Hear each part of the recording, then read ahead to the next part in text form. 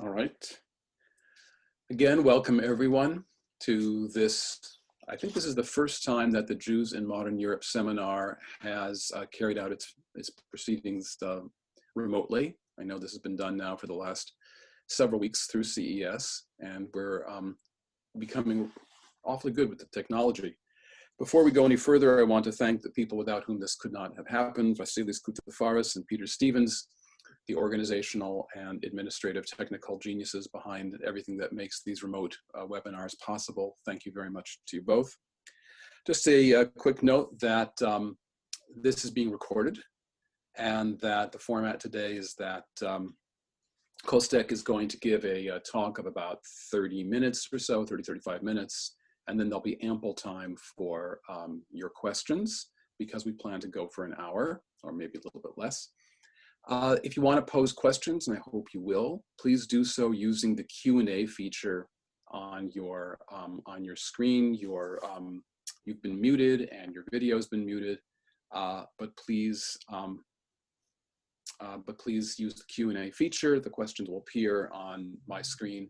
I'll gather them up, I'll pose them to Kostek, and then we'll have conversation after he's done with his remarks on the Eagle and the Jewish question, so about Poland and the Jewish question. Let me just give a very brief introduction about Kostek Gibert. A very interesting man who's had a very interesting life.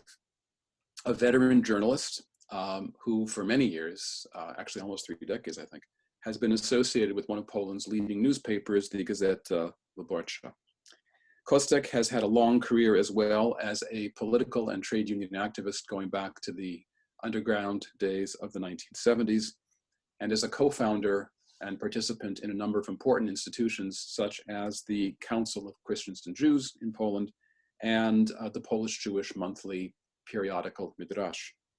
Kostek is a prolific author. He's written some 11 books that span European politics and Jewish affairs.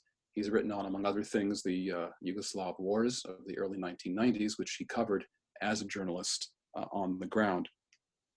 Kostek's current book project is a study of comparative genocide. His interests range broadly, widely, deeply. Today he'll be speaking, as I mentioned, on the Eagle and the Jewish question. I'm delighted he can join us all the way from Grinnell College, and I'm looking forward to a really interesting hour of commentary and discussion. And with that, I'll hand it over to Kostek.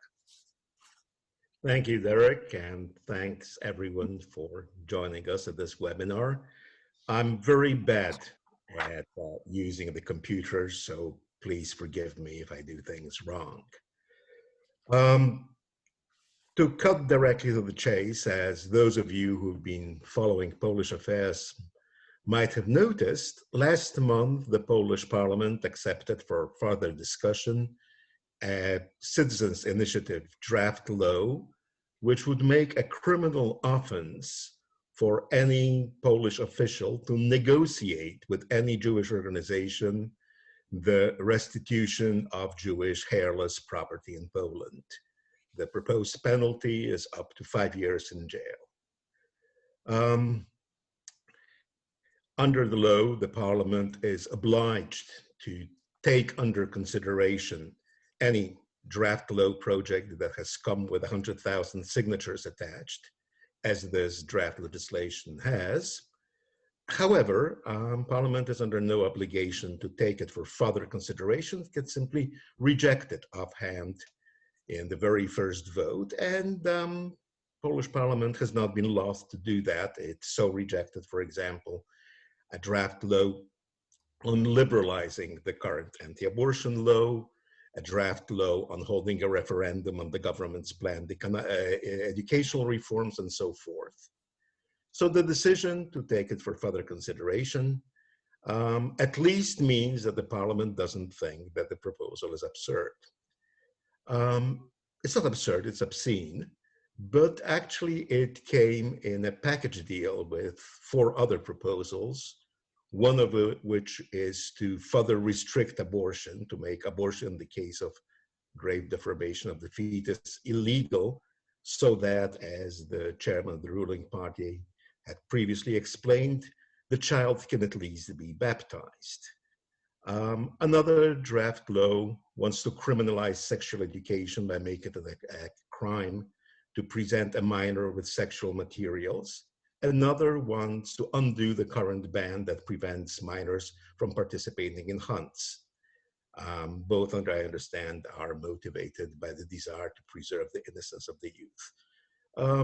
So one might want to comment that this has been simply Polish Parliament's silly days. All 4 draft laws have been accepted for further consideration, but they all represent some deeper transformations of Polish civil society and political thinking. And from the perspective of our seminar, I'll just concentrate on the Jewish aspect of it. The grassroots initiative to criminalize negotiating the restitution of Jewish hairless property been supported in Parliament by a new right-wing group, extreme right-wing group called the Confederation, which actually got elected into Parliament for the first time, basically on the issue of protecting Poland from Jewish exploitation. As MPs from the Confederation argued in the parliamentary debate, Jewish organizations are illegitimately demanding that Poland compensate Jews for wartime losses, that the demands for the compensation, the term compensation was repeatedly used, go up to 350 billion US dollars, and that demands that hairless property be restituted are incompatible with the standards of civilization. Again, those claims are beyond absurd. Nobody's demanding that Poland compensate anybody for wartime losses. Their demands are for restitution, not compensation. There is no source for the concept of $350 billion. It's an idea taken from the thin air. And other European countries have in fact restituted partially some Jewish property.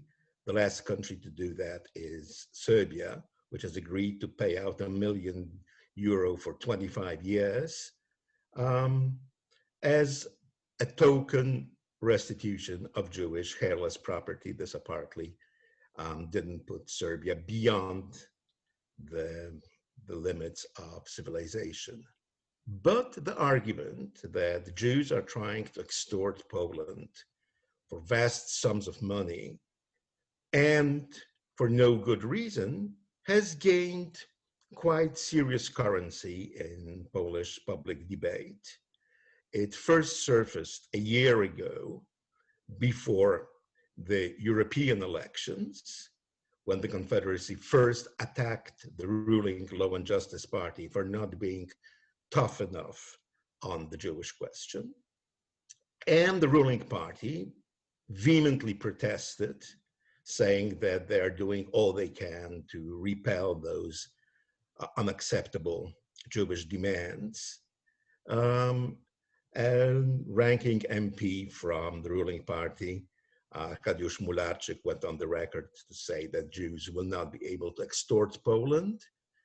And the then Interior Minister, Joachim Brudziński, in a TV debate, made a famous statement when commenting on those alleged demands.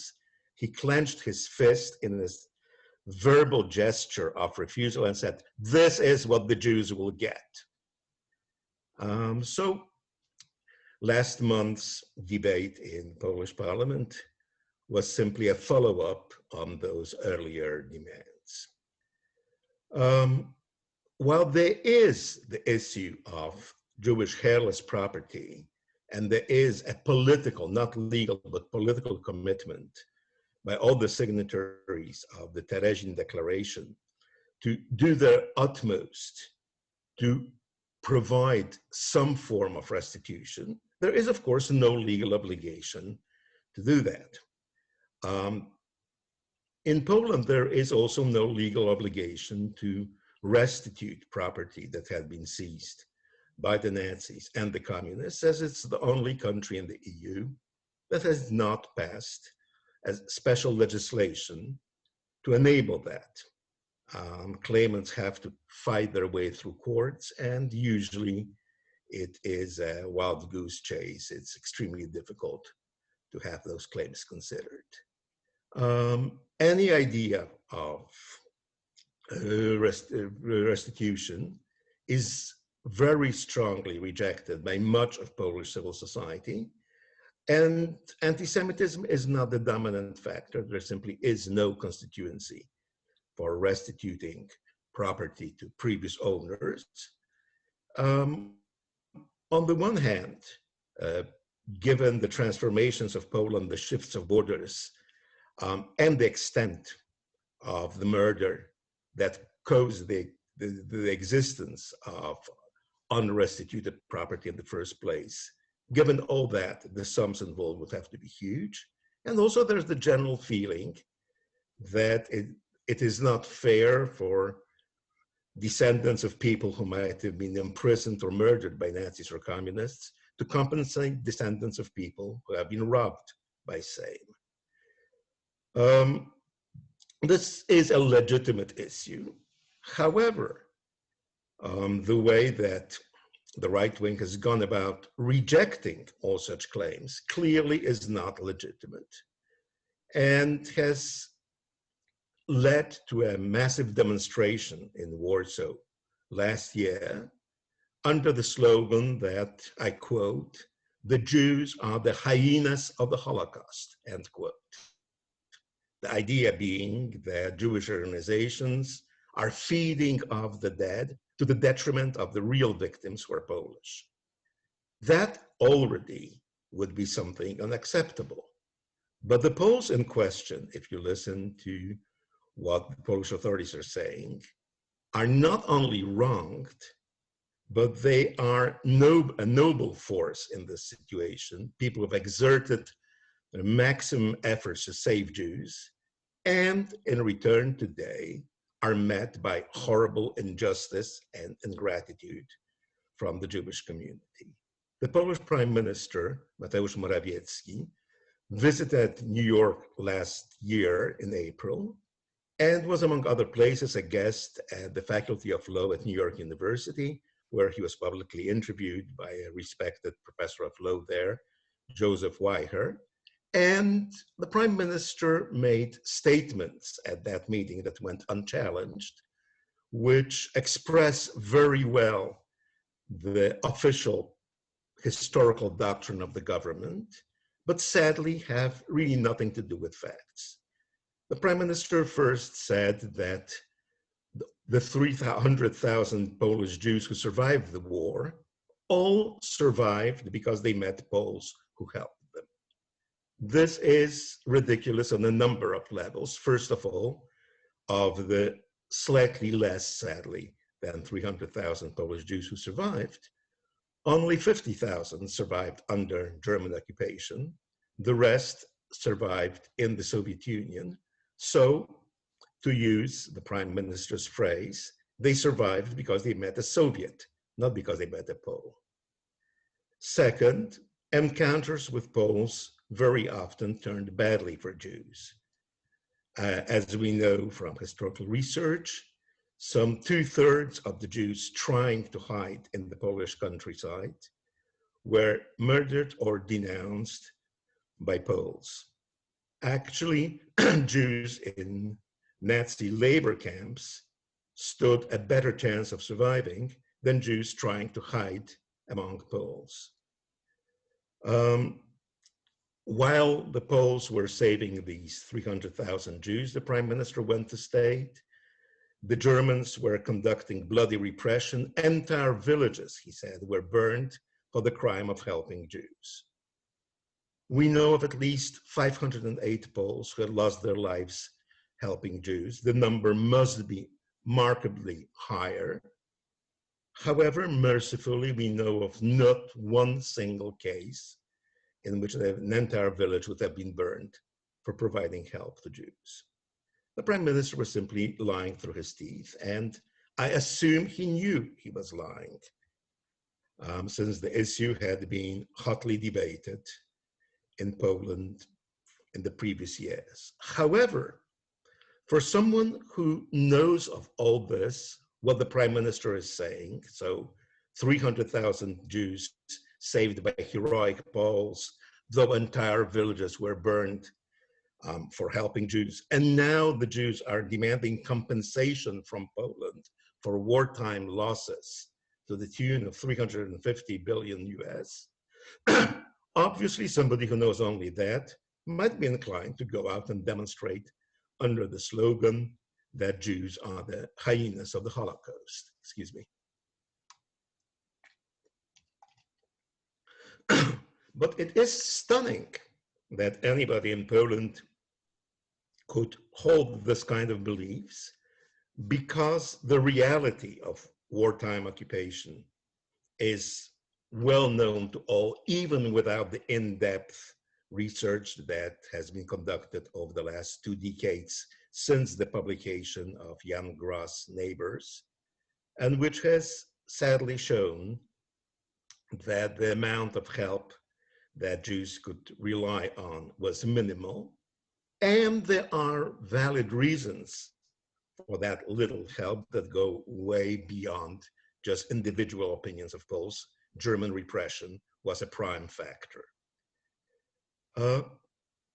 Not much of that, sadly, is taught in schools, although civil society had taken upon itself the mission of investigating the wartime period and educating people about it.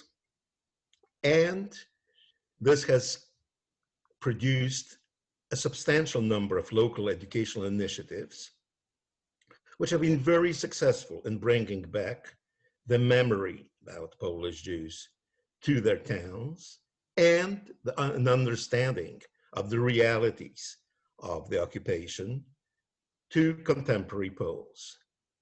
When in January 2018, the Polish parliament passed the so-called Holocaust law, which was a piece of legislation that made it a felony to allege that the Polish state or the Polish nation was responsible or co-responsible for the Nazi war crimes of the German Third Reich, end quote.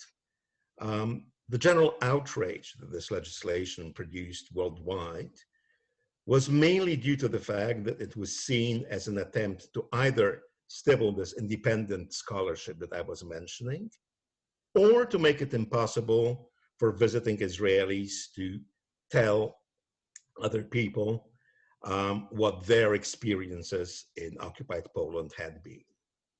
In fact, these were not the main targets of the law. Not one scholar was investigated under this law. There were no attempts to censor Israelis.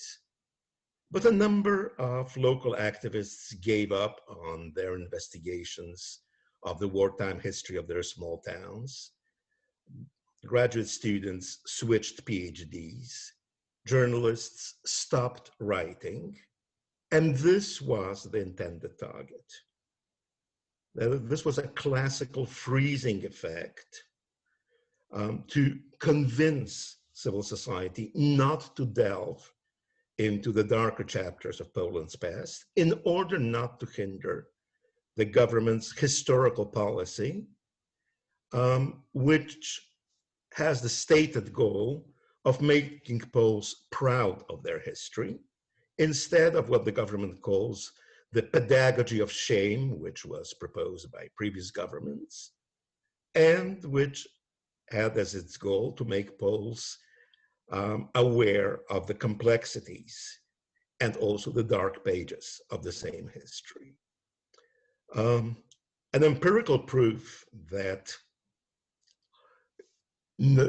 personalities are not the target was provided when I published an article in Gazeta Wyborcza in which I stated that numerous members of the Polish nation were actually co-responsible of some German crimes, and that I'm aware that this formulation is probably in violation of the current legislation, and I'm drawing the attention of the public prosecutors to this fact. When no prosecutor came knocking at my door to investigate, I started calling the prosecutors I know and telling them, guys, I've just broken the law. Could you please investigate? They made a number of rather anatomically improbable suggestions about what I can do with my self-denunciation, but it was obvious they were not interested in me. It was obvious they were not interested in academics. The attempt was to freeze the debate, to make it impossible for people to engage in it, and therefore to have a better appreciation of the truth.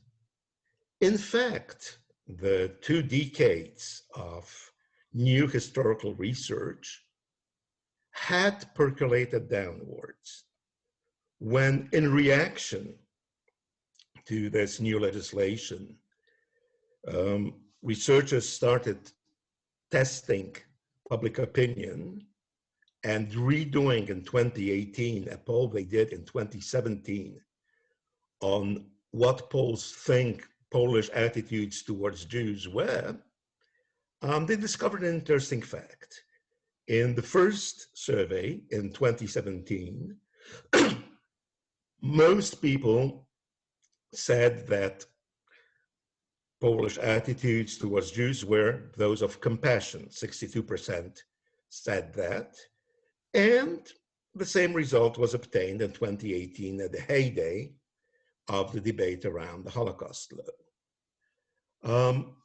Slightly under 50% also said that these attitudes were of extending help, and this too did not change. However, indexes for people saying that the attitudes were of indifference, Schadenfreude, or collaboration with the Germans, though at lower levels than the first two, actually increased as a result of this debate. So while people were being muzzled, they also had a rather keen understanding of what it is that is being muzzled. And the attempt to force down their throats a new version of history proved remarkably unsuccessful. Having said this, the same group of researchers under the direction of this Center for the Study of Prejudice of Warsaw University also tested levels of anti-Semitism in Polish society and found a marked and worrying increase between 2009 and 2017, which is when the last survey was done. The latest one is due for this year. Researchers found that the percentage of Poles who believe in ritual murder doubled from around 12% to almost 25%. The same was true of subscribing to the statement that Jews, all Jews, are responsible for the death of Jesus Christ, again, from 12 to around 25%.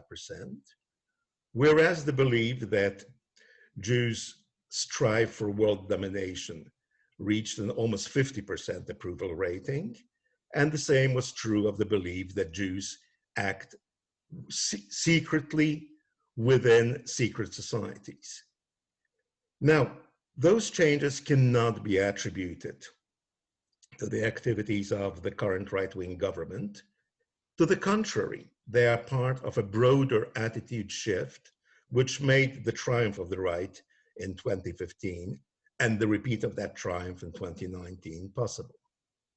Having said that, the government is maintaining an exquisitely schizophrenic approach to the issue of anti-Semitism. On the one hand, it has gone on the record to clearly and unequivocally condemn anti-Semitism.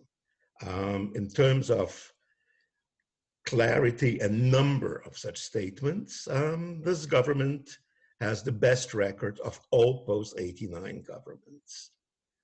That record, however, does not necessarily translate into action.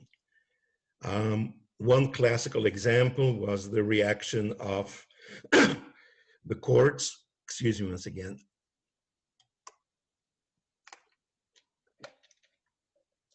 when in 2016, a Polish extreme right group, the National Radical Camp, staged a march to commemorate the anniversary of their founding in the provincial northeastern city of Białystok.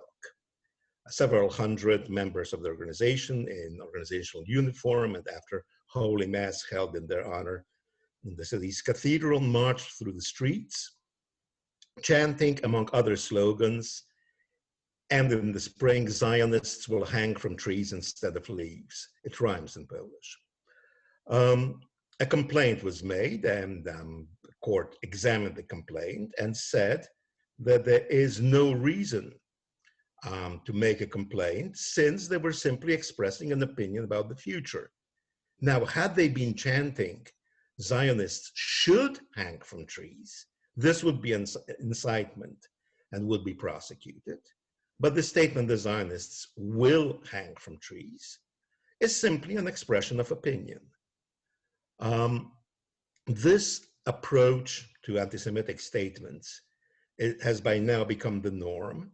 When last year, a professor of social sciences at Mikołaj Kopernik University in Toruń, Jacek Bartyzel, reacted to a conference at the Sorbonne in Paris, where Polish historians were presenting their research on the Holocaust, by a tweet in which he said that the Jews are a tribe of vipers full of poison and spite. No Pole should have any relations with them. And those Poles who uphold Jewish lives should be publicly whipped. Another professor of another university complained to the prosecution and to Professor Bartyzel's university. The prosecution very quickly cleared Bartyzel of any wrongdoing, saying that he was simply expressing an opinion, and you cannot prosecute people for having opinions. Well, the university did actually establish a panel of investigation that found that Professor Bartyzel was expressing righteous indignation at outrageous claims made against Poland by leading Israeli politicians, and that, yes, it might have been safer for him to keep quiet, but would that be the right thing to do? Clearly, the commission thought that Bartyzel did the right thing by condemning the Jews. All this is happening within a framework in which hitherto unchallengeable elements of Polish historical memory are being reversed. And this again is best exemplified by the actions of the Prime Minister, who in 2018, at the Security Conference in Munich, before participating in the conference, went to lay a wreath of flowers. Now, it would be understandable, in fact commendable, if a Polish Prime Minister visiting Munich would lay those flowers at the site of the Dachau concentration camp, where thousands of Poles were murdered by the German Nazi regime.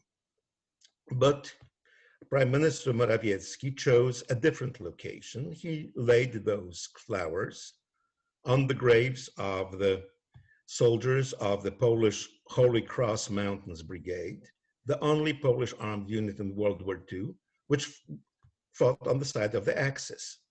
Set up in Poland in 1944, the Holy Cross Mountains Brigade decided that of the two enemies of Poland, Soviet Union and Nazi Germany, the Soviet Union was the biggest threat, and therefore struck a deal with the German authorities. They accepted, a German officer and their staff accepted weapons from the Germans, evacuated with the Germans, got training from the Germans, got parachuted behind Soviet lines by the Germans, and eventually had a change of heart. And on May 5th, 1945, they liberated the German concentration camp in the Czech Republic, where they were being stationed, and then crossed over to Bavaria, where they were taken in by General Patton's 8th Army. This is why their graves are in Munich. They obviously stayed in Munich, waiting for World War III, for the possibility of fighting Poland's bigger enemy. Now, in each individual case of the soldiers of that unit, one has to be very careful when making allegations of treason or collaboration with the enemy, people very often did not get to choose which underground unit they're in. They simply joined whatever the underground was where they were. But the unit as such, obviously, was a collaborationist unit. And the flowers laid by the prime minister seem to indicate that, in the prime minister's opinion, we simply had fought on the wrong side in World War II. And it's time to acknowledge the historical mistake. If anybody would think that this was some kind of one-off aberration, a year later, an official state ceremony was held at the Tomb of the Unknown Soldier to commemorate the founding of the Holy Cross Mountains Brigade. It was made under the patronage of the President of the Republic, who withdrew his patronage only when the chief rabbi of Poland, who was invited to participate in the ceremony, fired back a letter that he made public, saying that he considers the invitation a personal insult. Be it as may, the Holy Cross Mountains Brigade deserves the Prime Minister flowers the way that the Poles who were murdered at Dachau do not. Clearly then, what we're faced with is not only a tolerance of anti-Semitism that suits current political goals of the ruling party, but a much deeper reformulation of the understanding of history, which would demand a reassessment of the current historical paradigm in which Poland rightly fought on the side of the Allies. This is accompanied by individual promotions of people who had reached this decision already earlier. And so, for example, the first director of the future museum of the so-called accursed soldiers, excuse me. The term accursed soldiers refers to soldiers of the Polish underground who didn't stop fighting after the Russians occupied Poland and continued to fight Russians in the hope of a future World War III that will liberate Polish territory from them. They are now the official heroes of the country, much more than the Home Army, which after all refused to fight the Russians. And there will be a special museum dedicated to their memory. The first director of that museum was a local activist of the Law and Justice Party, who was known for his publications in which he challenged Nuremberg as victor's justice and expressed the opinion that setting up of the concentration camp at Auschwitz by the German occupation authorities was entirely legitimate because as occupation authorities, they had to maintain order under occupation. And since the population was resisting, they needed to take measures to break that resistance. Now, this obviously is not mainstream government policy. It is simply the tolerance of such individuals and such opinions, which marks the ongoing shift. So between historical lies, between the acceptance of anti-Semitic slander in Parliament, and the campaign to prevent people from delving too deeply in Poland's history, the picture is grim. Having said that, the results of the survey I had quoted on the impact that the law of 2018 had on what Poles think about wartime attitudes towards Jews shows that public opinion is not necessarily duped, that the issue of attitudes towards Jews and attitudes to the current historical policy remains an open one, a polarizing one. And by far, it does not oppose just a minority of liberal Poles against a majority who have swallowed government propaganda. And ultimately, those changes will strengthen the deeply polarizing function that attitudes towards Jews and anti-Semitism have in Polish political life. And why is that, given the fact that Jews are, sadly, a tiny minority in Poland today? It is essentially because attitudes towards Jews and anti-Semitism function as a litmus test. If you're taking the train and you're with a stranger in the carriage and you'll eventually end up discussing politics, you want to know what the other guy's politics are.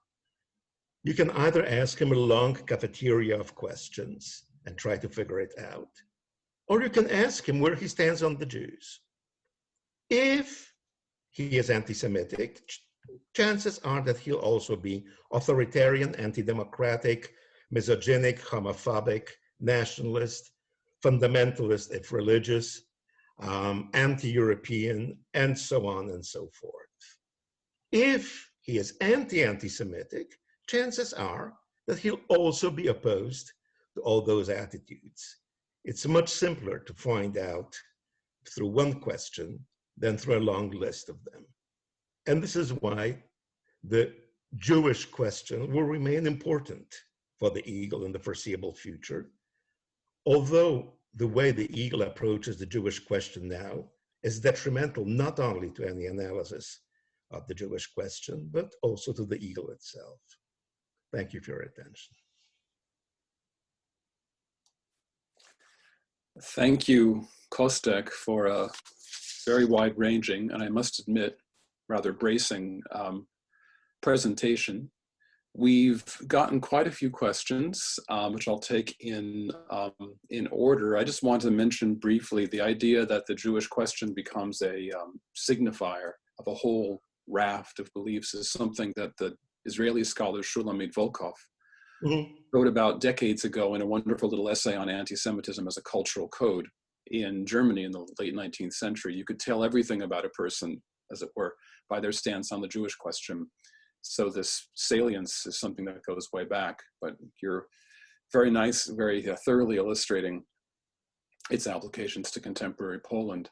I have lots of questions, but I'm going to turn to the attendees. So the first one comes from Tom Simons, who would like to hear about the activities of the Alliance of Christians and Jews, or the Council of Christians and Jews that you co-founded, whether it's helping, where it stands in this, in your narrative today.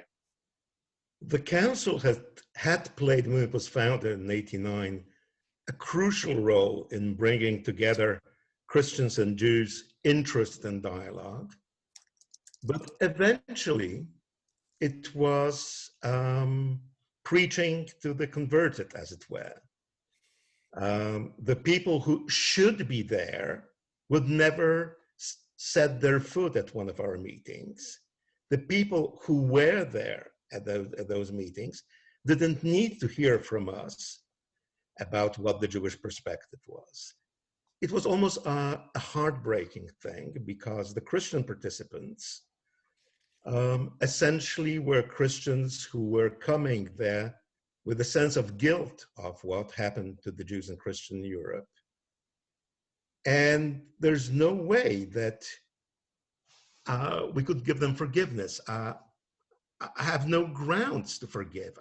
I have not been wronged, and I cannot forgive in the name of those who have. So ultimately, after a long period of involvement, I withdrew from the council. I found it difficult to tolerate those understandable demands that I could not meet. My friend Stanisław Krajewski is still the co-chairman of the council. Sadly, it would be more appropriate today to say it is a council of Christians and Jew in the singular, not plural. But it has played a major role in helping to direct the thinking of liberal Christians on the subject. Most of the church, I believe, is blissfully unaffected by our activities. There's a question from Susan Suleiman from our own faculty about blood libel and the charge of deicide, which are very old Christian anti-Semitic tropes, especially in Poland. And what is the attitude coming from the Roman Catholic Church towards the recent revival of these myths? Have priests, has the Catholic hierarchy within Poland condemned such attitudes? The Catholic Church in general condemns both the blood libel, actually the popes had condemned it already centuries ago, and since Nostra Aetate, the idea of charging Jews for the crime of deicide is also not standard Catholic thinking. This has very little impact on what people believe, and the church has shown a marked decline in enthusiasm in restating those positions. To give you one example, last Easter, the traditional custom of beating Judas was reanimated in the southern village of Pruchnik. A dummy of Judas made to look like a Hasidic Jew was drawn through the streets, being beaten with sticks by children. Eventually, it was decapitated, hung, and burned, just to make the point. And when I expressed in public my unhappiness with this, a leading member of the ruling party and Catholic thinker, Professor Jan Jarin, said that I should mind my own business. I should not interfere in what is not my business, this being a Christian business. But he added that once I convert, maybe I will understand. The church did distance itself from the event, but it was not seen by the church as an issue of any urgency.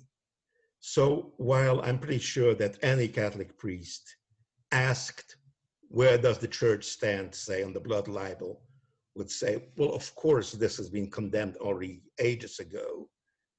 And if asked, so why don't you condemn it now? The answer probably would be, well, there is no need since it was already condemned ages ago. Here's a question for Alexander Chaminsky, or Chelminsky, I'm sorry if I'm mispronouncing your name.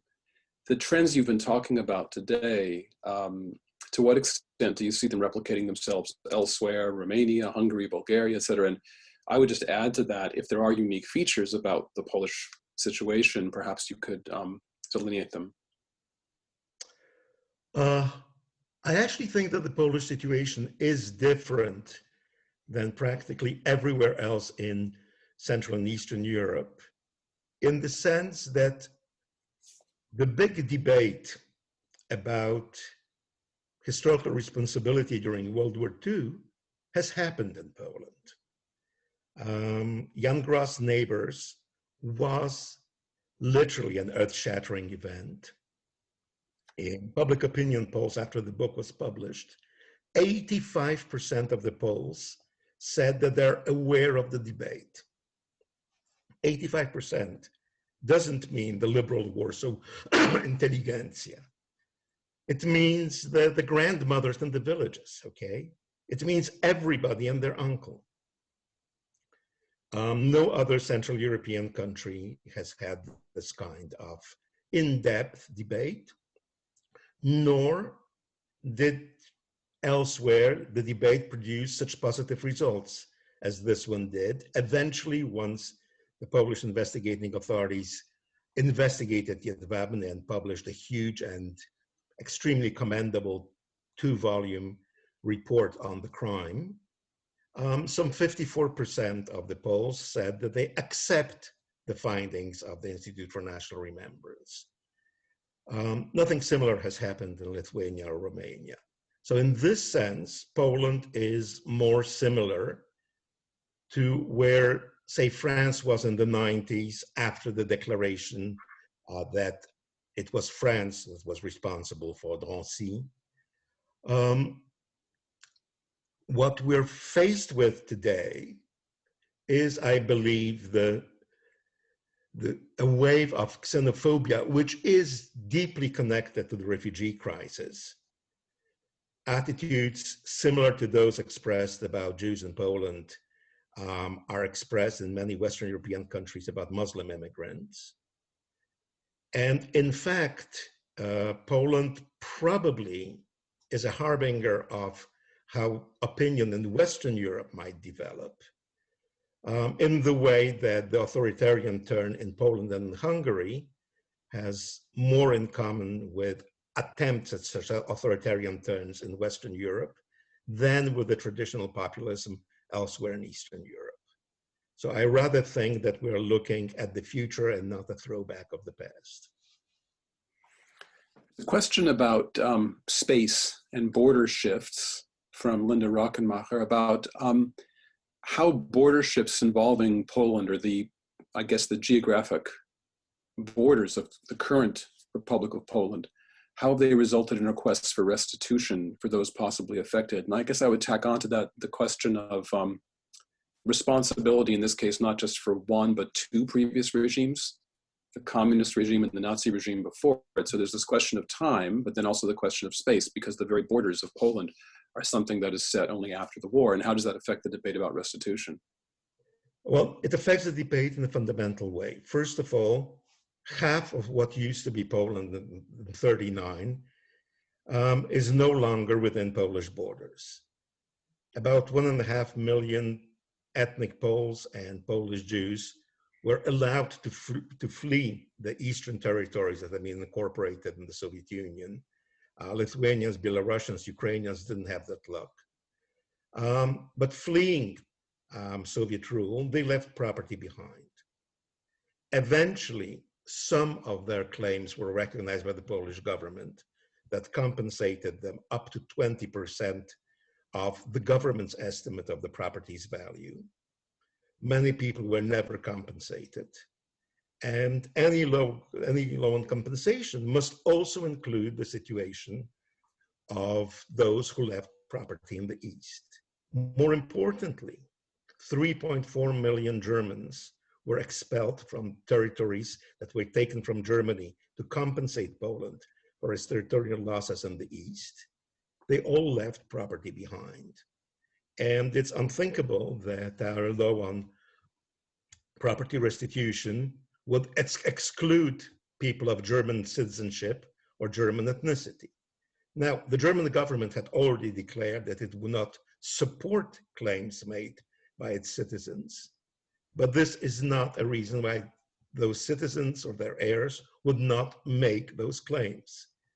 So in demanding restitution, we're also demanding that the rights of 3.4 million Germans be recognized. Those two elements alone, the property lost on the other side of the current eastern border and the property within current borders, which had belonged to Germans, create a genuinely almost unresolvable puzzle. And I've many times asked myself, what kind of restitution law would I vote for if I were an MP? And I haven't come up with the right answer. So it is important to understand that it is not anti-Semitism alone, and it is not even primarily anti-Semitism that works against the passing of such a law. And that those objective factors probably will make any sensible legal solution of the problem impossible. It's fascinating. A question about the agreement signed between the government of Israel with Poland about the Holocaust law, which was severely criticized by many Israelis. How does this reinforce the general tone of your narrative about the direction of anti-Semitism in Poland, given the strong relations between the Israeli government and the Polish government? The relationship between the two governments and between the two parties are a sad story, because both governments would really, really want to be able to love each other. They're very similar. They're not proto-fascist, as sometimes they're accused of. They're 19th century European ethnic democrats with a vision of majoritarian democracy as being the solution to the problems of liberal democracy, with a healthy disregard of unnecessary legal constraints, and with a healthy disregard of the European Union. I mean, this is a marriage made in heaven, if not only for history. And both sides are so visibly unhappy with the way that history is interfering with what would otherwise would be a truly heartwarming love story. It was very well seen in the common statement signed by the two prime ministers that allegedly put an end to the controversy around the Holocaust law. Poland withdrew the penal articles in the Holocaust law, while the common statement said that anti-Polonism should be resisted the way that anti-Semitism should be resisted, and also implied that helping the Jews was the default attitude of the Poles during World War II. Now, interestingly enough, this common declaration was not a Polish-Israeli declaration. It was a declaration signed by two gentlemen, Mateusz Morawiecki and Benjamin Netanyahu. It never was approved by the cabinets, let alone the parliaments of the two respective nations, and frankly has absolutely no legal standing. Historically, it was blasted out of the water by Yad Vashem as being very seriously misleading. But politically, it had played its role. The Polish government had scored a very important point. It had got Netanyahu's approval for the idea that the Poles mainly helped Jews, and especially that anti-Polonism is as bad as anti-Semitism. Now, I've run into irrational hatred of Poland in different Jewish milieus, in the diaspora and in Israel many times. And frankly, a bias against any group of people is as disgusting as the bias against any other group of people. So from that viewpoint, one might say that anti-Polonism and anti-Semitism are equally as hateful as would be anti-Belgianism or anti-Maltanism. However, even though I have run into Jews who genuinely hate Poland, I yet have to run into a Jew who would believe that there is a clandestine Polish conspiracy to run the world, that the Poles have murdered God, that the Poles deserve their fate in World War II, etc. and worse. This is what sadly differentiates anti-Semitism from other kinds of bias, and the idea that you can put anti-Semitism on the same level as another bias without making this crucial observation is simply beyond the range of imaginable. And the only understanding of this shared declaration is that it was signed by two fraudsters. I mean, you did hear what Prime Minister Morawiecki has to say about World War II, but do remember that Netanyahu tried to pin the responsibility on the Shoah on the Mufti Husseini of Jerusalem, and it took Angela Merkel to say, no, Prime Minister, it was us. I hope you can hear me all right. I'm having a little bit of audio difficulty on my end. We have about 5 minutes and we have two questions that I can put into one. But apropos of history lessons, if you could just talk briefly about the Polin Museum and its current controversy. There was some controversy about its director and its current status and where things are, where things stand now. There was no controversy about the director. The first director, Dariusz Stola, had his term run to an end. And since the museum is run by a conjoint agreement of 3 independent parties, being the Jewish Historical Institute Association, the City of Warsaw, and the Ministry of Culture, its bylaws stipulate that all 3 have to be in agreement on appointing a new director. When Professor Stola's term ended, both the Jewish Historical Institute Association and the City of Warsaw recommended him for another term. The ministry objected without clearly explaining its reasons. An impasse ensued, and both parties decided, and under those circumstances, an objective competition for the position has to be opened. A jury was appointed with 5 members appointed by each of the 3 parties. Another candidate outside of Stola also presented herself as a candidate for the position. And the jury, with 11 votes out of 15, voted to have Stolla appointed. This should have ended the issue, as there was no controversy, but it didn't because the minister refused to sign his appointment. And when almost a year had passed without a director, it then transpired that after a year, the minister will have the right to appoint a pro tem director. And it would be imaginable that it could be, for example, the gentleman who told me to mind my own business when I criticized the quaint folk customs observed on Easter. Under those circumstances, a compromise candidate was set up, the deputy director of the museum, Zbigniew Stępiński, who, as opposed to Stolla, does not have an impressive academic record, but he has proven to be a very good administrator of the museum. And in all of his statements, he has said that he intends to be guided by Stolla's legacy.